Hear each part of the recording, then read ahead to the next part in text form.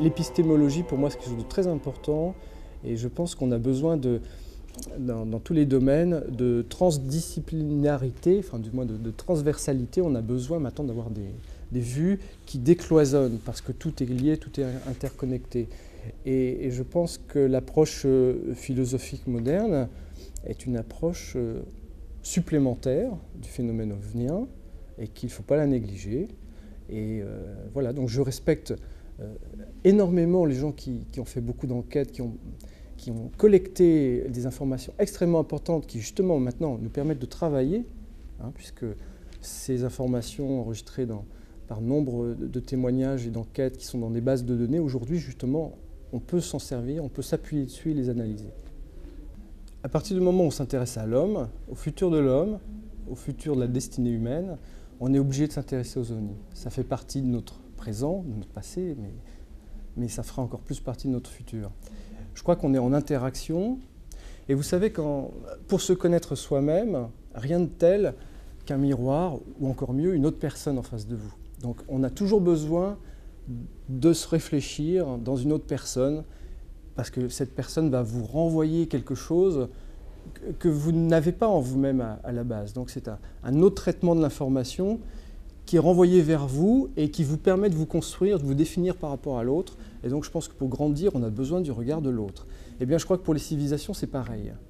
Nous, notre civilisation en circuit interne, bon, elle évolue, c'est sûr. Mais je pense qu'elle a besoin du regard d'une autre civilisation, justement, pour se définir, pour grandir et pour parvenir à maturité. Je suis pour le principe de banalité et le principe d'économie.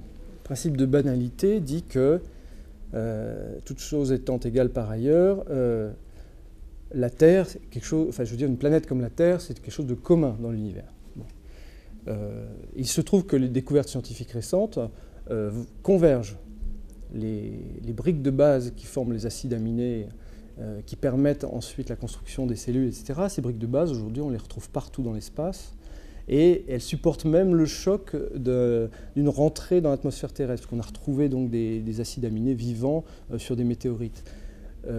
Donc nous sommes fabriqués à partir d'éléments communs qu'on trouve partout dans l'univers.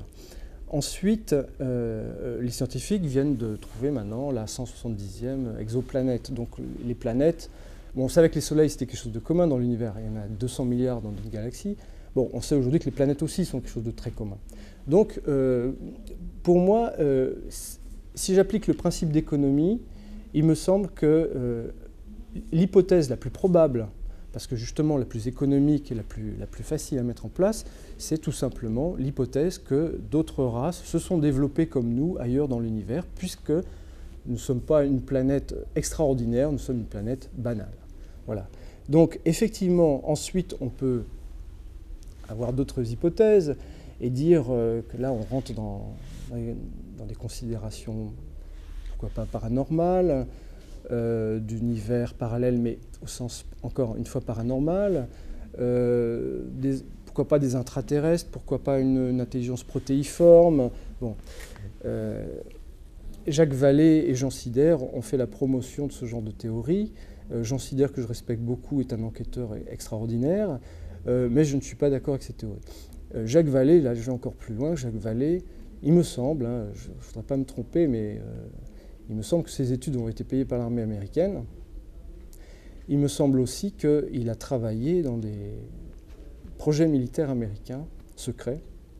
Et donc pour moi, Jacques Vallée a fait de la désinformation en nous emmenant sur Magonia.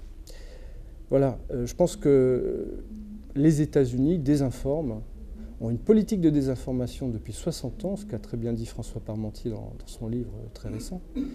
Et je pense que cette désinformation s'explique justement parce qu'il y a quelque chose de très concret et de très matériel. Si on était dans le domaine du paranormal, du flou, du transcendantal, de l'inaccessible, il n'y aurait pas tant de désinformation. Là, je pense qu'il y a des informations parce qu'il y a technologie, il y a entité physique. Voilà, mon sentiment. C'est-à-dire qu'il y a encore quelques temps, je pouvais dire que je connaissais l'affaire Humeau, mais je ne connaissais rien au reste des phénomènes qu'on appelle phénomène ovnien, que j'appelle phénomène ovnien aujourd'hui. Et effectivement, l'affaire Humeau m'a fait beaucoup réfléchir. Alors maintenant, je ne sais pas si j'ai vraiment une position différente d'autres personnes sur l'affaire. En tout cas, effectivement, pour l'instant, c'est un point commun dans tous mes livres. Bon, peut-être que je vais en parler de moins en moins. Le premier, j'en ai parlé beaucoup, le deuxième encore un peu. Je pense que ça, petit à petit, ça va se raffiner. Mais en tout cas, c'est vrai que je tiens à cette affaire. Pour moi, c'est un point quand même important, dans le sens où il y a des tas, pour ma part, des tas d'indices qui font qu'aujourd'hui, il y a une certaine plausibilité de l'affaire. Pour moi, je ne dirais jamais qu'il y a la preuve, c'est pas vrai, il n'y a pas de preuve. Je ne dirais jamais non plus que c'est hautement probable, mais je dis quand même que c'est probable. Et comme il y a beaucoup de matière dans cette affaire, c'est très intéressant. Je veux dire, même si ce sont des auteurs terriens, à la limite, on a 1300 pages de documents, dont des documents de valeur un peu scientifique, ce qui fait qu'aujourd'hui, il y a des scientifiques du monde entier, je dis du monde entier parce qu'il y a des physiciens canadiens, plusieurs physiciens canadiens. Il y a des mathématiciens, des physiciens en France, en Belgique, en Suisse, qui s'intéressent au dossier et qui font des travaux, je dirais, autour des théories proposées par les Houmites. Et ce qu'il faut savoir, c'est que nombre de ces scientifiques veulent garder l'anonymat, parce qu'évidemment, c'est jamais bon dans une carrière de dire qu'on s'intéresse au domaine de l'ufologie, et encore moins bon de dire qu'on s'intéresse à l'affaire Humeau, parce que même l'affaire Humeau est considérée par la plupart des ufologues comme du supercherie. Je l'ai abordé par quelque chose qui me tenait à cœur, qui est la métaphysique. Bon, parce que la métaphysique est un domaine qui m'intéresse en tant qu'être humain. J'ai toujours été à la recherche de la transcendance, de la compréhension de la transcendance. Donc j'ai fait le tour des religions, j'ai fait le tour des philosophies. Et là, il y a un contenu dense au niveau philosophie et métaphysique, justement. Donc ça m'a interpellé. Ensuite, donc, à partir de ça, j'ai regardé un peu ce qu'il y avait autour. Et puis, tout d'un coup, je me suis dit, mais comment est-ce que ça s'insère, finalement, ce dossier? Comment est-ce que ça s'insère dans le reste des phénomènes ovniens? Donc, je me suis intéressé à ce qui se passait autour de moi.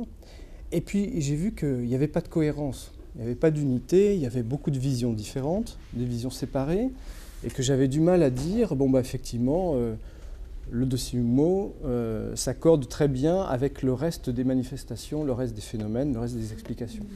Donc, cette dissonance m'a vraiment perturbé et je me suis dit, bon, je vais reprendre l'intégralité des données et je vais tenter une approche analytique, un peu différente de ce qu'on fait habituellement. Vous savez, d'habitude, on collecte les données, on utilise une méthode inductive, c'est-à-dire qu'à partir des données, on remonte donc du particulier au général. On établit des hypothèses après avoir collationné des données. Bon, cette méthode, c'est celle qui est utilisée depuis pas mal de temps. Moi, j'ai fait une méthode inverse. Je dirais c'est un peu ce qu'a présenté le contre-amiral Gilles Pinon dans sa nouvelle méthodologie justement d'approche, qui n'est pas nouvelle en fait, qui est une méthodologie qui existe, qui est la méthodologie appliquée par les états-majors militaires. C'est d'abord de faire des hypothèses, de contraindre ces hypothèses, ensuite de les raffiner en des cas de plus en plus concrets, mais toujours des modèles, toujours hypothétiques. Donc. Et ensuite on confronte aux faits, on confronte à la réalité. Et si ça concorde, on peut dire que les hypothèses de base sont vérifiées. Par contre, si ça ne concorde pas, bon, bah, on refait une itération, on modifie les hypothèses, ou on modifie les sous-hypothèses, ou on modifie les sous-hypothèses. Voilà. Donc, je dirais, j'ai eu une approche un peu comme ça, en me disant, bon, je vais partir du principe que la vision qui est proposée dans le dossier Humeau est une vision correcte dans les grandes lignes, et je vais essayer de voir si finalement je peux faire rentrer un peu le canevas de toutes les observations dans ce schéma général, dans ce pattern. Bon, je pense que j'y suis arrivé. Enfin bon, évidemment, il n'y a pas de preuve dans ce domaine-là, c'est juste une impression, un sentiment. Voilà, pour expliquer donc comment maintenant je vois les choses, eh bien je les vois d'une façon assez unitaire et je ne vois plus de dissonance. C'est comme ça que j'interprète les intrusions majeures. C'est-à-dire, pour moi, les intrusions majeures, c'est les enlèvements, les abductions.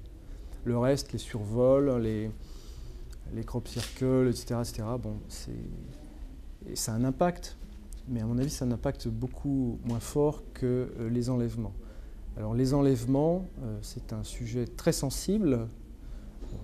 Pour le moment, bon, je ne vais pas rentrer dans les détails là, mais moi, je le perçois justement comme une accélération une accélération de conscience chez l'humain et chez l'humanité en général, pour qu'elle puisse passer un cap difficile, le cap de la maturité, et pour lui éviter qu'elle s'autodétruise elle-même en fait. Parce que nous sommes au bord du précipice, hein. Vous avez des risques écologiques, des risques de guerre. Bon, le futur est pas très joli. Donc je pense qu'on a besoin d'une accélération de notre prise de conscience. Voilà, et que ce mouvement participe de cela. À cela, on peut émettre plusieurs hypothèses. La plus probable, d'abord, c'est peut-être quelque chose d'universel, finalement, au niveau, je dirais, vraiment universel, c'est-à-dire même pas au niveau galactique, mais de tout l'univers, c'est peut-être la curiosité. Peut-être que toutes les entités intelligentes, conscientes de l'univers ont ça en commun, qui est la curiosité. Et la curiosité est le moteur de la recherche d'informations. Voilà, nous sommes motorisés par cette quête perpétuelle de nouvelles informations. Et à partir de ce moment-là, la découverte d'une planète, d'un nouveau biotope, d'une nouvelle race, d'une nouvelle société, qui a peut-être inventé des choses auxquelles n'ont pas pensé les autres, c'est forcément un objet majeur de curiosité.